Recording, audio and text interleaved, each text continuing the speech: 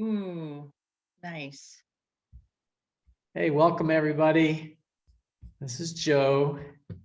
I was playing hooky last week, but I'm back here and I have a few pictures that I'm sharing. Just some pictures that I've taken over the past week. There's actually life up here on the Northwoods. The snow is gone. I guess it was gone a long time ago. But now flowers are starting to bloom. Song sparrows are coming back. Oh my gosh. I get to be with Jenny on Friday. I hope song sparrows are with us as well. So I'm going to let a few more people in here. Let you look at a few pictures of things that are going on up here. Oh, that's a lichen. That's a lichen. I don't even remember the common name, but it's just this wild looking thing. Lots of moths have been flying around the lights around up here. Spring beauties. Oh my goodness. So what we'd love, as usual, if you wouldn't mind just putting in the chat where you're coming from. It's always fun to look at that in retrospect to find out where everybody's been coming from. So if you wouldn't mind doing that, that'd be awesome. And we've got a nice presentation for you. We've got a few more at the end of the school year here, which we'll touch on at the very end. The last one, Anna Dutke, is gonna take us out in a bang. It's gonna be great. Excellent. Well, it looks like possibly. Oh, we have some Prescott, Wisconsin. Hey, nice, nice. Cottage Grove, Hey, Minnesota. This is smiley good. faces. Thanks for sharing your Yeah. smiley faces as well. Yeah. Excellent. So presentation today, May and David are going to be here to be presenting and sharing some things with us. They've got some slides to share and some good stories, and I'm sure good conversation as well. And so with that, I think I'm just going to pass it over to you two. I don't even remember who's up first. I'm going first. Excellent. Yeah. All right. Hello, everyone. My name is May, and I am the Conservation Program Manager from Urban Roots. And then I also have David here as well, too. So I'll let David introduce himself. Yeah, hi everyone, I'm David Woods. I'm the Conservation Program Director at Urban Roots, and both May and I have been working at Urban Roots for the past 8 years. And we're gonna jump into our presentation and we'll say a little bit of who we are at Urban Roots once we get going. Yeah, so as you all know, today we are going to be talking about pollinator gardens and rain gardens and just how we involve our youth in the whole process from really like designing it and also planting it, installing it, and then also maintaining it, and just how we incorporate environmental education into it. So who is Urban Roots? So Urban Roots is we are a nonprofit that has been around for 52 years. So we started in 1969. And our mission is to cultivate and empower youth through nature, healthy food, and community. And we are located on the east side of St. Paul. So we really take pride in working in the community and like giving back to the community that we're located in. And we also really like take pride in really like having our youth learn job skills that they can move forward with along after they leave us as well. But also just knowing that like they have like a voice and also that they can make a big impact in their local community. And we have a really neat progressive internship program model. So all that means is that every year that youth come back, they do get to work more hours, but they also get to take on different leadership skills and really take the lead and kind of lead the first year youth that are joining us. And there's lots of really great opportunities that they get to participate in. And we do have 3 different programs. So we have the conservation program, which David and I are, we manage together. And then for the conservation program, there's lots of local green spaces and parks on the east side of St. Paul. And we work with a couple different partners. So we work with the Minnesota DNR. We work with a local nonprofit called Lower Phelan Creek Project. We work with St. Paul Parks. And we also work with like our local watershed district. So we do a lot of restoration work in these green spaces. And that really means, you know, like restoring it means like we do a lot of invasive species removal, but we also plant a lot of native plants in there as well. We participate in a lot of citizen science projects. And part of it is also doing outreach with the community. So teaching the community about clean water, about, you know, native plants, about, and a big part is today we're speaking to you about pollinator and rain gardens. So we do install pollinator and rain gardens as well in partnership with the Watershed District and other organizations. And today we're just going to be sharing with you how we involve our group in that. And that's conservation. But then we also have Market Garden, which is also a really neat program that youth get to participate in. And youth in this program get to take part in the whole process of seed to table or seed to sale. So we have a 40+ member CSA that we run, and they really get to prep the beds, grow the produce, and then maintain the garden and then harvest it for the CSA. But also, we also try to make sure we keep our youth come from a very diverse background. So we try to, you know, be conscious and try to grow culturally relevant food that they can access. And they also get to try new vegetables that they've never done before or never have before, and share that with their families as well. And last year they grew about 15,000 pounds. So it's a lot of food.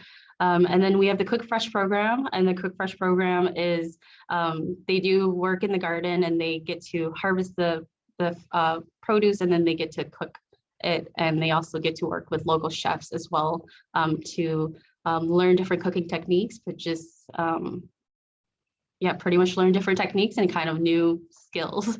So those are the three, and we do work with a program that's run by the City of St. Paul. So they hire all of our youth. It's called Right Track, and we hire youth ages 14 to 18, and then they can choose to participate in any of those three programs. And some of them actually come back as an alumni to continue working with us while they're in college as well.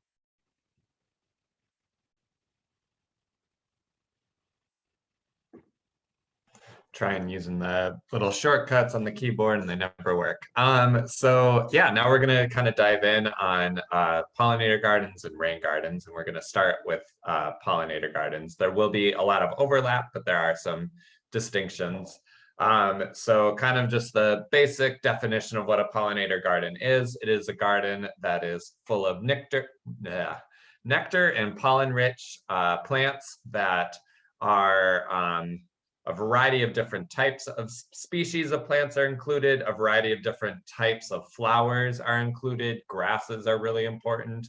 And the goal is to have something blooming essentially from April or May to October, November, so that there's always a source of food and habitat for pollinators. And we really try and include as many as relevant to your area. So both like the honeybees that get all the attention, but all of the native bees as well, and all the other beetles, flies, butterflies, moths, some birds, hummingbirds. So yeah, so we're gonna kind of do a case study of exploring one of the kind of premier pollinator gardens that we have built to just walk you through it. So Sunray Library is a library on the east side, and about 6 years ago now, it was remodeled, and through the remodel, kind of was rebranded as a Nature Smart Library. As they were doing the remodel, they worked with the Children in Nature Network and held some like focus groups with community members to kind of see like what that would mean and how that would play out. And so they created nature backpacks that you could rent out from the library, and would have maybe binoculars, a bird ID book, and then some activities to get you interested more in interacting with birds. There was a little kind of reading garden just north of the building And then a small solar panel and pollinator garden was installed on like one end of this median in the parking lot.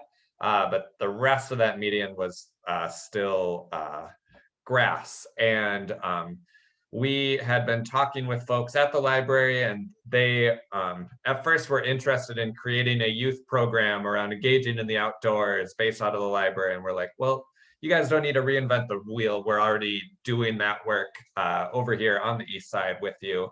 And so we started working with librarians to build programming that we'll get into a bit more. But then also is like, hey, why don't we expand that pollinator garden that's been started and clear out the whole space. And the grounds folk were very interested. That would mean a lot less area that they need to mow. It's kind of, you can't see it from the photo, but it is on a slope too. So extra not fun to mow. And that's kind of how we got started. So it's about 5,000 square feet. And the library was really lucky that they had a really awesome friends group that was able to raise a bunch of money to help cover the costs of creating this garden. And overall, it cost about $18,000. And this is a pretty large garden. And we had lots of kind of techniques that we've grown over the years to kind of cut some costs. But that's kind of just to give everyone a slight estimate. And this is mainly just covering compost, mulch, and plants. So not labor or kind of the maintenance costs over the long run, as that was kind of in kind for that work. Yeah, so like I said, we do involve our youth in the whole process. So this is an example of a garden design that one of our youth created. And what we did was, it's really simple. We just have graph paper, and we do work closely with the DNR and our main contact person. She's a landscape architect. So she did come in and do kind of like a little, a brief tutorial, brief workshop on how you design something. So we worked off of that, but really when it came down to time to working with our youth, it was sitting down, giving them some time, some graph paper, color pencils, markers, and just sitting down, and they get to be as creative as they want to be, but also just really important things that we wanted them to include was a scale. So we really wanted to make sure that they were drawing their design to scale. So you can see that this youth has, like the 5 little squares is 5 feet, and also a compass. So just orientation to make sure that we know where the sidewalks are, or just where like a parking lot is. This youth chose to do kind of like a rectangular based one, but you'll see in the next one that it's you can get pretty creative. And then like David said, we also made sure that we gave students youth time to really do some research. So whether that's just using like the internet, their phones or iPads or a laptop, they looked up, and we guide them by giving them some research, some pages as websites as resources. And David and I will include those links a little bit later. But they look through that and they really pay attention to the height. So, that all of these things will determine where you would want to plant those plants or place them. So the height is really important. We have them look up the bloom time because like David said, we want something that blooms throughout the whole season so that there's food source, color, soil type, sun, exposure, moisture level. And so we take all of that into consideration, and then they just get to place them where they want. And, we have, like David said, we have about 10 youth. So they all get to design something. They can design it with someone, a partner or individually. At the end, we kind of just bring them all together, take little pieces from each of the designs and come up with the final design. So. And then just 2 more examples. So you can see there's a youth that, is a little bit more not like the rectangular shape. So being super creative on where to place things, like even adding things like rocks or some bird feeders or bird houses. So it's really just what they dream of when they see. And sometimes it depends on the space we have. So we might, guide them by giving them hey, you know, this is your garden can only be 10 by 10. Or this is what the area looks like. So sometimes we will go out, see the area, and then they get to dream up what their design is going to be. And here are some photos of our youth doing the work. So this is at Sunray. So you can see at the far left one, you can see that it's really from the beginning stages. So it's really prepping. It's all of that grass. So it had to be turned over, planting from like the beginning, and then really like maintaining it. And we'll talk a little bit about kind of like a maintenance schedule. So anything from planting, so prepping the area, planting, to weeding, and then even once it's established, even checking in on it here and there to make sure that it's still in good shape. And here are some photos from our garden. So it's really fun to kind of see all the different pops of colors throughout the year. And we will also give kind of like a little list of some of the plants as well.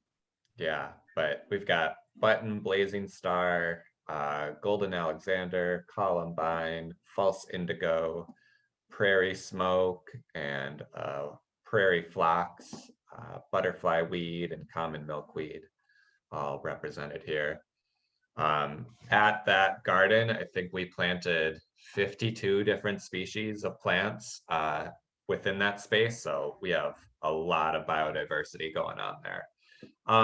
So kind of what to expect if you install a rain garden or a pollinator garden is the maintenance for the first year is going to involve almost weekly weeding. There's going to, depending also on how you prep the site.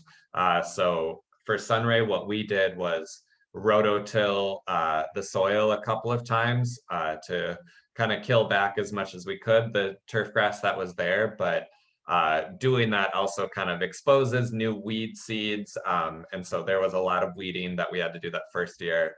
And some of the like big culprits that we encounter are Canada thistle, quack and crabgrasses, and dandelions. And dandelions are kind of like it depends on how big of a space you've got and how much dandelions you have going on in your garden. I think especially now that that garden is established, we're not really too concerned about some dandelions here and there. But our rain garden case study that we'll show you got to a point where it's essentially a dandelion garden when we came in and then overhauled it and started over. So even good plants like dandelions can eventually kind of take over a place. So it'll be really important so this pollinator garden that we're showcasing is in a median in the middle of a parking lot. So we don't have to worry too much about this, but oftentimes you might put your garden kind of in the middle of your schoolyard or somewhere kind of within that, and you'll have grass on the borders of your garden. So you'll want to find ways to kind of prevent the turf grass from getting into your garden, whether that's using edging or something like that, or just maintaining that by your weeding regimen. And then the first year, watering will be fairly important, especially if you plant in the summertime or if it's just a really hot, dry year.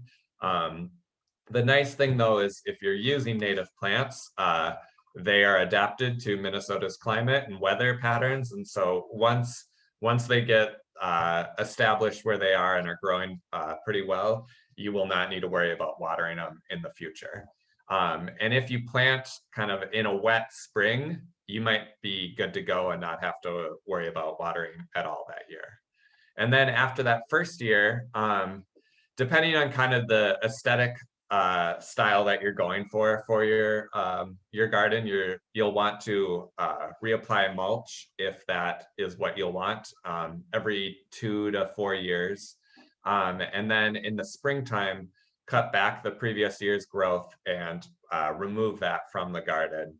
And if you are really wanting to be a supporter of pollinators, some tips for that is to cut at about 8 to 12 inches, like leave that much behind when you're cutting stuff back, and do it later in the spring if you can. So around mid-May, so around this time of year is the best time, but sometimes you don't always get to, choose the timing of when you're available or have the resources to go after it.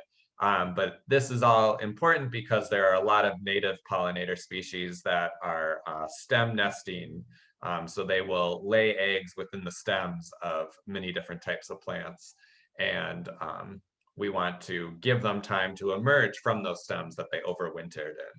And this is also where kind of having grasses within your garden are really important, because some will nest within the grasses, some will nest, there's a lot of native grasses that are kind of bunch grasses. And so they kind of spill over, and that creates bare ground space that like bumblebees and many other cavity nesting ground dwelling bees and pollinators will nest in. So this is kind of some maintenance. And then you'll also continue to need to weed over time, but as the garden gets more and more established, the weeds are less and less of a problem. So a little bit about how we use these spaces with our education is we do use this garden at Sunray a lot as like an outdoor learning space. So when we're out there and maybe we're doing like maybe checking in on it or doing a little maintenance work, we actually have our youth do some plant identification out there.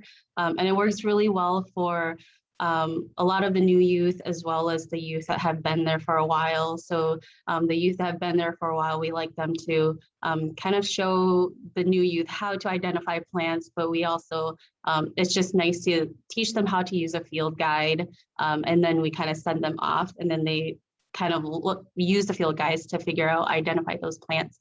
So just a couple things that we use is, I think, probably a lot of you guys have seen these little pamphlets, but they're called like the Prairie in Your Pocket. So it's just like a little pocket guide. And it's really neat because they're kind of like in colors. So you can just kind of look through, and sometimes they just look at the pictures and they say, oh, it looks like this one. And so they can do it that way. We use the Stand Tequila one as well too. That's also by color as well too. So that's really helpful. And then we do have like working with like our local watershed. We have kind of like a shoreline restoration one. So there's a lot of really neat like native ones with like, again, like height and color and scientific name and lots of like fun facts about them. So this is really helpful. And then just the fun part is another fun thing we do is we make our own little guide, field guide. It's just really simple. It's like a binder, and then you just, print some photos out. And again, you can do it however you want to do it, either by color or maybe alphabetical order. But usually color is the easiest for our youth because they're really looking at the color. They don't really know the names yet.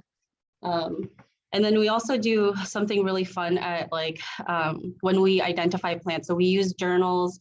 We really encourage them to look at like the plants close up and really do kind of like a magnified drawing of the plants, and maybe think of a way to describe it so that they can remember it. So we can describe it to them, but what is a way that you can write about it so that you remember it? So for example, if they're looking at maybe like the thimbleweed, and I wish I had a picture of the thimbleweed, but the seeds are super, super fluffy. And so, maybe when they look at it and they describe it, they might say something like a fuzzy cotton ball, or just something to describe it so that they themselves remember it.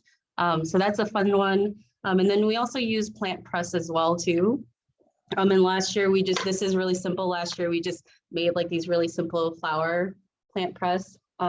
So it's just kind of like the 2x4 boards that we cut up, and then the bolts, and then like the wing nuts, and like a little, and then you just have like a drill bit. And then, so it'll kind of like, close together, and you can use the wing nuts to tighten them.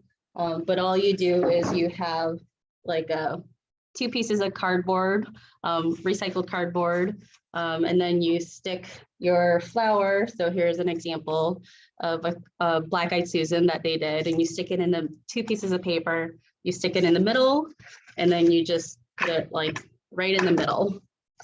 and it'll sit in there for about like a month.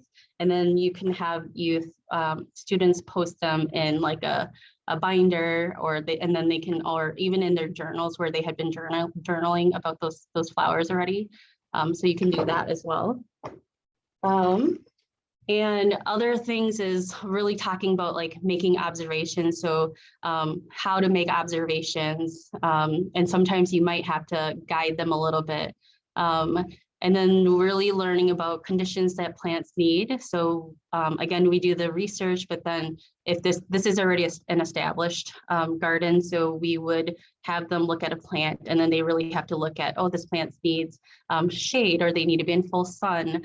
And when we are planting in our gardens, planting skills and tool use, those are really big things that we focus on as well, and making sure that they're planting it correctly so that the plants survive. And if it's with like younger youth, you can always check, and we still check our high school youth as well too. But so really checking to see if everything is really in the ground. And then like I said, we also do citizen science as well. So we use iNaturalist a lot to identify plants, but also to just record like anything that we see. And then the Great Sunflower Watch and the Bumblebee Watch. So we look for the pollinators as well. And that means you'll sit there for like a set amount of time and really just write down record all of the pollinators that you see, even if you don't know exactly how to identify them, if it's just like a beetle, or if you know that it's like a bee or a fly or some sort of insect, you can just record that down. And then we don't do the enter the data out in the field, but David and I will enter the data when we get back to the building. Oh, and I also forgot to mention that not only do we use that garden a lot, but the librarians also use it as well. So they'll go out there to do scavenger hunts, and also to have story time up there as well too. All right, and now we're going to talk about a rain garden. And there's a lot of overlap between the two, especially kind of the work that goes into creating them and the plants that you'll choose. But rain gardens are a bit more specific in that it is a garden designed to capture and absorb rainwater from a roof, a driveway, a street, some generally impervious surface, and is being directed towards this rain garden. It's usually sort of a bowl shape, and often there is a bit of infrastructure involved, and there might be some piping that is helping to direct water. The placement's going to matter a lot more. So pollinator gardens are pretty nice, where you could throw one pretty much anywhere. Rain gardens do require a bit more thought in where it goes. But they, in addition to providing great habitat, are also doing a really valuable service of helping to clean and filter our rainwater. So we've got, I think, 2 case studies that we're going to look at where at a high school and then at an elementary school that we got some rain gardens installed. So here at Johnson High School, we had an intern that had been learning a lot and really wanted to bring a rain garden to his school. And so he was on a youth leadership class, and at the end of the year, they got to do a volunteer project, and the students in the class worked together to pitch different ideas of what they could do. And then there was a corporate volunteer group coming that day too that could provide some funding, and one of our interns pitched creating a rain garden, and he had actually tried to get this started a few years ago, and the school was under some construction at that time, but we talked with the principal, and we talked with the kind of grounds manager for the grounds of the school, and got them on board and kind of described how we'd go about doing it. And since this intern was with Urban Roots, he brought me in to help kind of mediate these conversations. And then we got it established. So we'll go about how we got there too. And then there's also at Dayton's Bluff Elementary School. This one was created before even May and I had been started working at Urban Roots, and had been there for quite a while, but had fallen into quite disrepair. And some teachers reached out to us and asked if we could help kind of clean it up and get it reestablished so that it could then be a usable space for them to use in their classrooms. So we brought in a local contractor to kind of scrape the soil and essentially give us a blank, fresh slate to work with. And then with this one, we worked with 5th graders in the class to grow plants from seed in the classroom that then over the next 2 years, they went out there and planted into the garden. And then we've used it over the years, specifically with the 5th grade classes to do a number of different activities and to help maintain it. So yeah, May, were you gonna talk about this one? You can talk about some of the activities that you did. Yeah. So yeah, we grew plants in the classroom. So in the fall, we go out and collect seed from many different plants to then spread throughout areas that we were doing restoration activities, but we also save some of that seed and start growing them. If that is something you ever want to get into, checking out Prairie Moon Nursery's website is really awesome because native plants require stratification before they will germinate. And they have a really awesome guide of like learning different stratification methods and understanding what method you need to use for what plant. And then we planted them out in the springtime. And now today, how we use the garden when we interact with the classes is we have a like custom made model of what a rain garden does. And we'll set that up outside and go over a demonstration of how rain gardens work. And then go and explore the garden. This garden's got like prairie wild sage, sweet flag, and a number of different plants that either have very strong smells or there's one with some really fuzzy leaves. So there's lots of different kind of senses that get excited when exploring through the garden. And then we just use it to have a little playground of, practicing on making observations. So and really tying it to some of those standards of using tools. So measuring plant type, describing different colors, recognizing different leaf patterns, and then also making observations of any insects in the garden. And these classes generally are really rambunctious as they're leaving the classroom and then just get so excited when they're outside. They loved weeding, just like giving them a trowel and sending them out there. They just go wild, and it's been really fun to see that happen. Yeah, so David, Yes. one of the questions is who is responsible for keeping like the maintenance of the rain garden or keeping it going for Dayton's Bluff? Yeah, so with these 2 examples that we've laid out so far, when we helped get these installed, we took on ownership of maintaining them over time. But we had hoped with Johnson High School to get the class that helped get that rain garden started to take ownership of maintaining it over time. And we built a little guidebook for them of like, these are all the plants that we planted. These are what they look like. These are common weeds and these are what they look like. And we've got that linked in our resources. Unfortunately, there's like some miscommunication and we weren't able to like reconnect with that teacher to pass that on.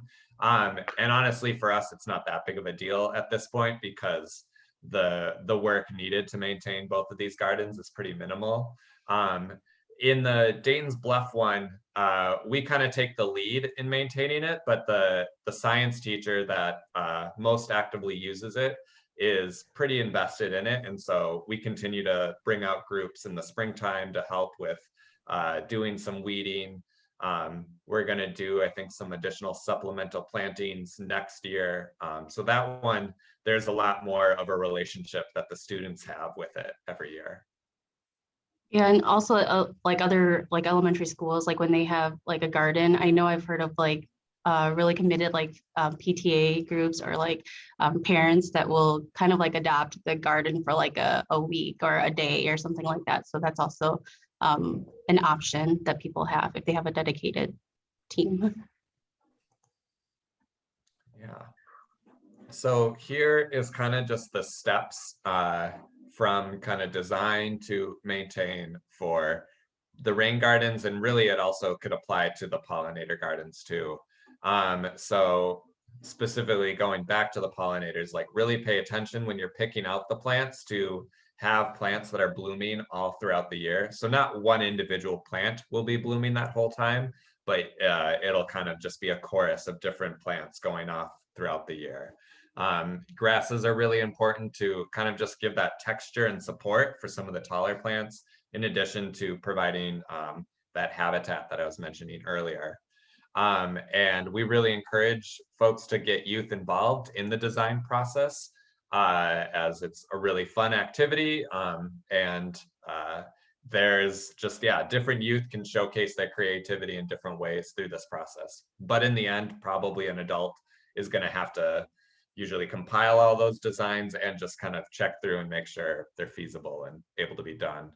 And then depending on kind of how you want to go about doing the garden, there's many different ways for like prepping the site. You could use black plastic or clear plastic and kind of lay that out. This time of year is best to do that, and then leave it on for the season. And that will solarize and kill whatever is underneath. Non-chemical method, pretty great, but you do have to kind of give it the full season. So then kind of next spring you could plant into it, or if you're going from seed or something, maybe you could spread the seed in the fall time. You could also, as I mentioned with the sunray garden, use like a rototiller or some machinery, or some shovels and a lot of strong backs, and kind of dig up and remove the existing sod. You will probably get some weeds coming with that, but you'll at least give you a fresh start. Or there is herbicides that could be used, although we don't use that, but it will give you a quick turnaround. And then if budget allows, using landscaping fabric will really help reduce weeds and pressure in the long run, especially if this is something that you might not be able to kind of consistently maintain. It can help with school administration of just like kind of maintaining that more aesthetically pleasing look. Although there are some like trade-offs that come with using landscaping fabric, it's not quite as healthy for the soil and makes it a little bit harder for plants to spread over time. And then like a pro tip for planting day, if you're using plugs or transplants, to set them out where you're going to want them before the class starts. So then students can just kind of run out with their trowels and just find plants and put them right where you want them, especially if you are going for a particular design that you want to maintain when doing that. And then again, maintenance can be a part of the classroom routine.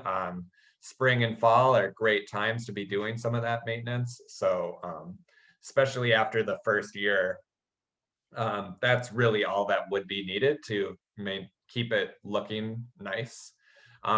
Reaching out to parents and other teachers can help during the summer, especially during that first year. And it really isn't that much work, especially compared to kind of more conventional gardens that might be planted with annuals or so.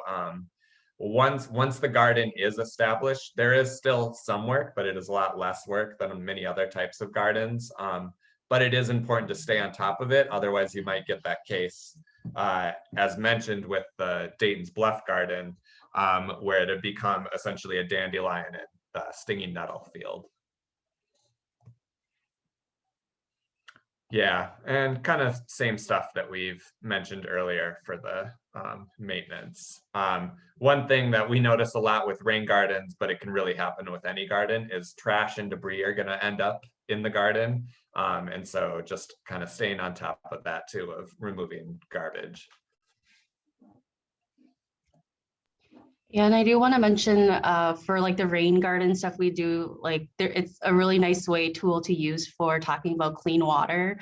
David talked about that, our kind of like our little demonstration, our rain garden model. So it is a model of like a rain garden in the neighborhood, in one of the neighborhoods, and it's pretty close to Dayton's Bluff. So it's really relatable to that school, but really talking about what does a rain garden do? Why do we have rain gardens? Where do we place them? And then we're pretty close to the Mississippi River too. So tying that in with like the water cycle, but also tying that into, you know, clean water. What do we use water for? And even introducing like, this is, you know, out your watershed. So lots of different clean water things that you can introduce.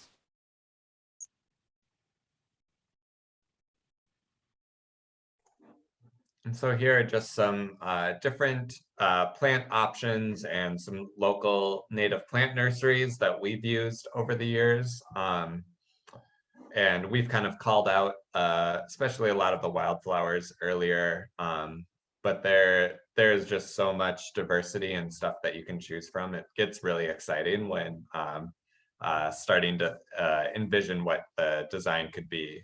And here again, calling out Prairie Moon Nursery is a really great resource to just learn a lot about all the different plants. They kind of service the Midwest, so you'll want to kind of, you know, specifically hone in on wherever your school is located, but they're a really great resource and beautiful pictures on their website.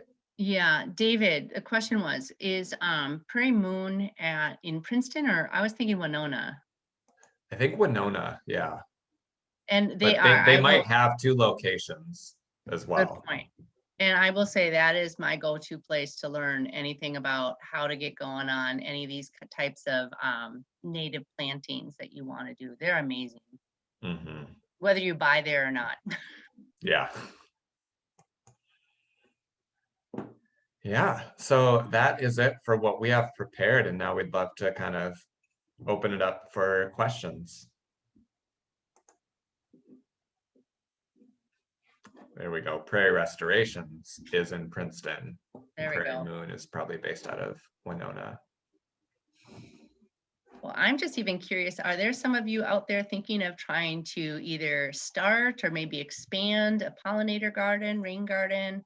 What are some of your hopes and dreams, all of you out there?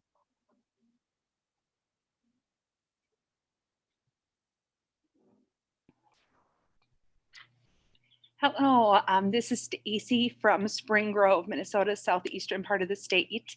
We have 3 outdoor classrooms this year, and I'm learning from my team members, but we actually saved, it was another teacher's idea to save the tree trunk when they had to cut down a tree.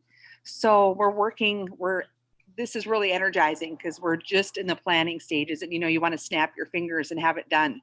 But we're going to have the bench, and then we're turning it into like a butterfly garden. So when you were talking about having things bloom throughout, so a million questions, but just we can reach out as we need be, and so many resources too as well. So, so thank you. I love these Wednesday activities. Oh, that's awesome, Stacy. We wish you luck on this garden. That sounds fun. How about others? Hi, Tracy Larson here. I am an education specialist with Wilderness Inquiry, and we have been asked by some schools throughout Minneapolis to put together an outdoor education curriculum for the summer. And I guess one of the things that I found with a lot of the sites is that being in some urban areas, that it's kind of, you know, void of tree cover and really any sort of nature besides looking at the clouds, that sort of thing. So one of the things that I've been hoping to do is to write a curriculum that will encourage, to inform that this is the direction to go, and that then we pass it on to the actual school itself when the school year starts, and that it just becomes this cyclical thing that summer programming and then regular school programming will continually support this. So was just interested to learn more about partnerships and how to keep something sustainable, because it often is put on a science teacher, and then if they leave or they lose interest or whatever may change. So looking to make it more of a permanent, sustainable thing. So thank you for what you shared today. Yeah, and that's a challenge, especially if it is kind of instigated by a science teacher. It often will provide that really good initial startup, but if they leave, you want to make sure that there's some institutional knowledge that gets shared and left shared out. Say something, Anna and I worked together at Prior Lake School District, and what we found is that the kids company, or the childcare that goes year round, they really wanted something to do in the summertime. So some of the gardens that we had started at this school were actually cared for and maintained by the Kids Co leaders, and we passed off some of the baton that way. And then another garden, there was a scout group that wanted to take care of it. And so again, finding those resources within your community, some of them want to be active in the summer, and then have that handoff between the school classroom teachers during the school year and other folks. And I think our kids company people actually used it year round, but were fantastic. I mean, some of the gardens wouldn't have survived without their help. I think another thing that might be hard also to, like, when you pass off the baton is, like, a lot of people maybe don't want to take the baton because maybe they don't know, like what to expect, or maybe like what are the weeds that I'm going to take out. So like for the Johnson Rain Garden at that high school, like David came up with a kind of like a maintenance plan, and here are the noxious weed you should be looking for. So maybe when you pass the baton, to make them feel a little bit like better about taking the baton, is maybe like even passing something like that along as well. That's excellent. Yeah, good point. I agree. Having like even 3 to 5 weeds to look for, and sometimes it's just the top 3, and people feel confident going after those 3, and you'd be ahead of the game. Mm-hmm.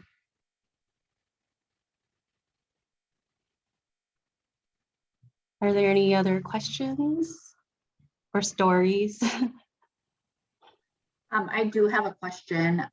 So I am an out of school time coordinator at a charter school in Brooklyn Park. And we've been talking we really wanted to focus on outdoor activities and nature for our summer program. And we've been talking about doing a pollinator garden for a while. Now, me myself am have very little knowledge of gardening in general, and so this is very helpful. I do feel like the administrators and teachers at my school are very excited about starting a pollinator garden, but many of us don't have that knowledge. So I will definitely share this video when I meet with them, because it was just so informative.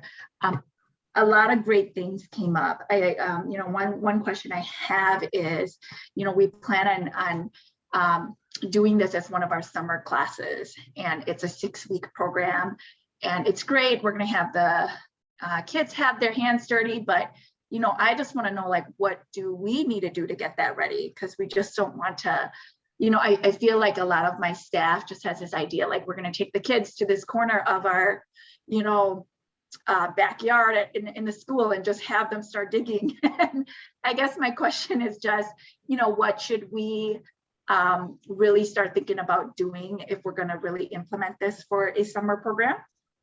And then I guess with your expertise, is it very realistic to get a pollinator garden going this summer, or maybe this summer would you suggest our school just kind of focus on how to get it started, or some planning around it instead?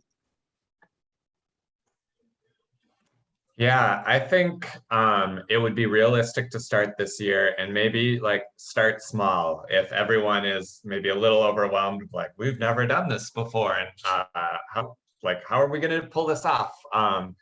Maybe kind of choose an area and just start with 5 by 5 or 10 by 10. Kind of start small, and as you feel successful in that, you can keep expanding throughout the years.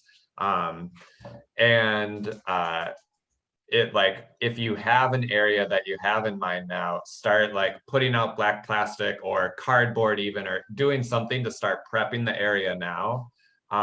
So that come summertime, it'll be ready to go when you want to plant into it. And then I think we have in our, I don't exactly know how it's shared with you all, but we have like some resource pages, and like the Xerxes Society and the U of M's B Squad have created lots of resources that are like, here's some example pollinator garden designs that you could really like look to get some inspiration when starting out, when like all of the plants like you have no familiarity with, like they can kind of direct you towards some common plants that are good to go in these types of gardens. And then like the little booklet that May showed earlier that we kind of custom made, that was also based off of some of the nurseries that we buy plants from. We know they have these plants in stock. And so it kind of like limited the pool of available options, but still gave that choice for the youth of helping to pick out what plants they wanted to see included into the gardens that they were designing.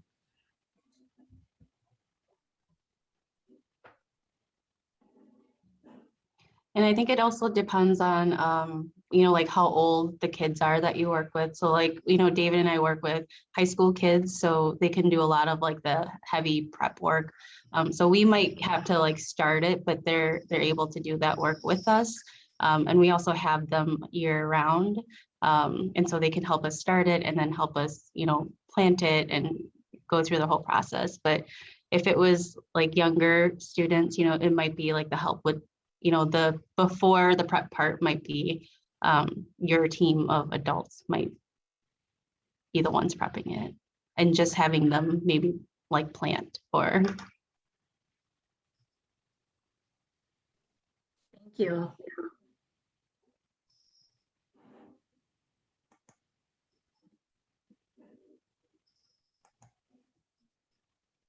Right.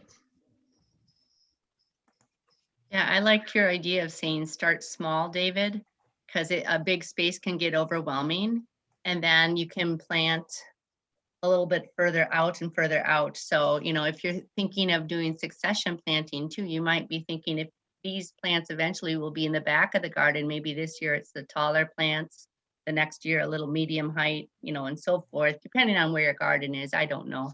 But yeah, starting small, I sometimes had started too big and then you feel overwhelmed. So great advice. It can also, by starting small, a lot of native plants will spread over time. So if you have maybe a small budget to start with, you can, you know, get the plants that you can get that year, and then in a couple of years, you'll divide some of those plants and you can move them around the garden. Or as that becomes successful, you might be able to inspire others to maybe donate plants from their gardens, or you could do the route that we mentioned we did with Dane's Bluff and try and actually grow some plants in the classroom that you could then bring out.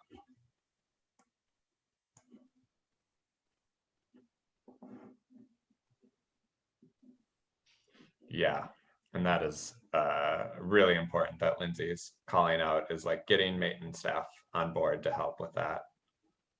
Yeah, and also the soil water districts and your watershed districts, look into wherever you're at. They very often would, you know, like to team with schools and nonprofits and whatnot. So be sure to reach out, because there are grants available out there. You know, keep looking.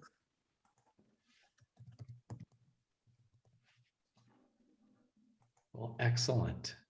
Thank you for sharing. Thank you for sharing. I just want to remind everybody that we've recorded this, and then also some of the resources that were mentioned. I'm sure that we're going to beg David and May to send us the links to those resources, and we'll put that on the website.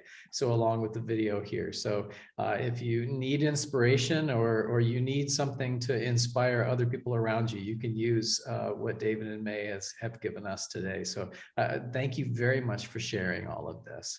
You know, I was just sitting here thinking about when we started in January, Sue and Anna, when we started doing these types of things, I had no idea the range of diversity of programming that we would have. But now that I sit back and look at it, I go, well, of course, everything is part of what we're doing, right?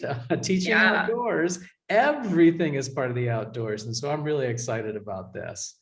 Yeah. So, yeah. And folks, if you do start some of these things or things from other webinars that you've learned, please, you know, hashtag us, you know, Teach Outdoors Minnesota, and then also, of course, hashtag Urban Roots, you know, that these are the things that thanks to them, you got the inspiration to get moving on it. Let's give the shout outs. So that's always good. You know, I just take it for granted, and I shouldn't. There are so many people that are supporting this. So I just said Sue and Anna and me, but David and May, thank you for doing this. Thank you to everybody who keeps presenting for us. And as we close this year, there's a few exciting ones. I really like how it's transitioning as well, using your pollinator garden. Next week, we're going to have nature journaling, and that you already alluded to that. So it's really great how they're all connected like that.